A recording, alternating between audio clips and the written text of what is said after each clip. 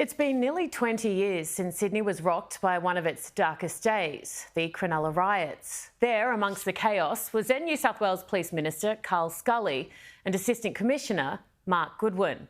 They've written a new book which aims to set the record straight, as they say, about a number of issues, including the police's response and the idea that the violence was solely based on racism. Now, for better insight, in fact, the best, I'm joined by both Mark and Carl. Lovely to see you both, Carl on the end and Mark. I wanted to start by asking you, and I'll start with you, Carl, why now? Look, it is a long time, and why write about the Cronulla riots when a lot has been written? The trouble is, a lot of what's been written is simply wrong, unfair, and doesn't stand the test of scrutiny. The other thing is, Mark and I had frightening intelligence brought to our attention that we dealt with that the public just don't know about. We wanted to share that. The two of us, despite the incredible success of what police and law enforcement did, we lost our careers over it, which is the antithesis of what we believe should have happened. We tell that story. We also challenge the notion that the Cronulla and Sutherland area is an enclave of bogan racists. There were definitely racial taunts, but from both sides, and it came and went. If it came and went, how could it have been driven by a hatred of the other? Because it never would have gone away. So we look to explain those racial taunts and racist acts as being driven by something else. And that's essentially the motivators for the book. Has this weighed heavily on you since it happened? Mark, is this something that still impacts you? Look, I think it's important, Erin, to correct the history, really, because,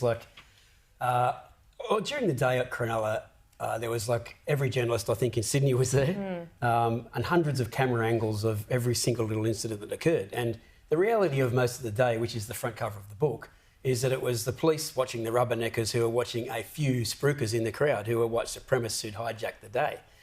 And then it seemed that the media pack decided that it was over and went home, and then they were literally out to dinner when the revenge attack started right across Sydney, which lasted for over a week. Yeah. And what were these revenge attacks? So they were tenfold. There was we had up to groups of 50 cars of Lebanese young men marauding through suburbs with baseball bats and knives. We had stabbings. We had entire suburbs trashed and windows and shops broken and people bashed with baseball bats. And of course, the journos had gone home, and it was almost like these images don't exist. I mean, I challenge anyone, Google the Cronulla riots and look at images, and what you'll see is only the Caucasian young men on the beach at Cronulla that day in a few incidents that occurred that were strung together for the evening news that makes it look out of context to what the whole day was actually like. So we want to correct the history in regard to that, and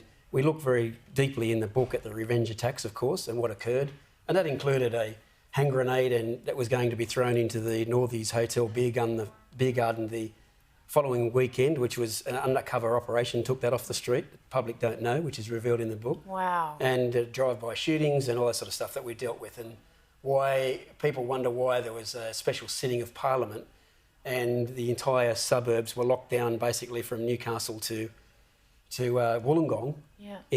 Don't worry about COVID, this was the first lockdown. People may remember entire suburbs locked down, but we reveal why in this book.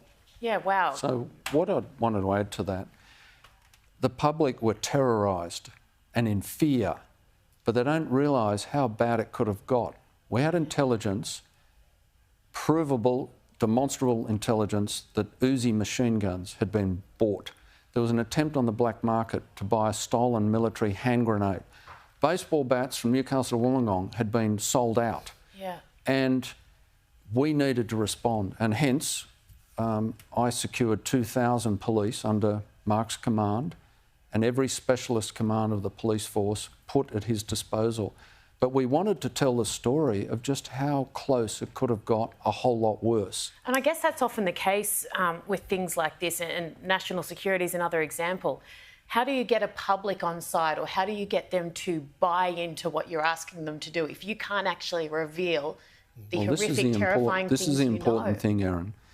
When I initially formed a view the Commissioner wasn't allocating enough police personnel, I said to him, do I need to talk to the Premier and ask him to request soldiers and tanks? with potential sanction of lethal force. The closest this country's probably ever got because Wow. Mark and I were that concerned, and I don't think the Commission was treating it seriously enough.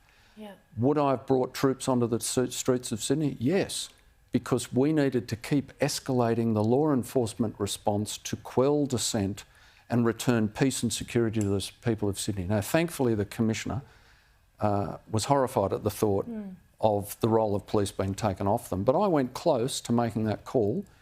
But Mark, with his 2,000 police, very quickly, we locked down suburbs, we seized cars, seized phones, arrested people, and quiet was returned and people became less fearful. And then it went away.